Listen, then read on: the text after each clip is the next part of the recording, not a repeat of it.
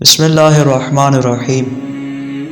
روزہ دار کے لیے مکروہ ہے کہ وہ حالت روزہ میں کسی بھی قسم کی خوشبودار لکڑی یا ریحان وغیرہ کو سونگھے، البتہ اس کے لیے خوشبو لگانا اور عطر وغیرہ لگانا مکروہ نہیں ہے۔ آخر اس کی کیا وجہ ہے کہ خوشبو لگانے کو تو مکروہ قرار نہیں دیا گیا، لیکن ریحان وغیرہ اور خوشبودار لکڑی کو سونگھنا جو ہے وہ مکروہ قرار دیا گیا۔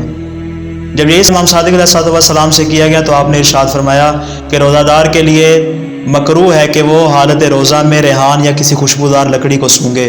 اس لیے کہ اس کی وجہ سے روزہ دار کے منہ میں لذت پیدا ہوتی ہے، اور اس لذت کی وجہ سے جو روزہ ہے وہ اپنی حالت پر باقی نہیں رہتا۔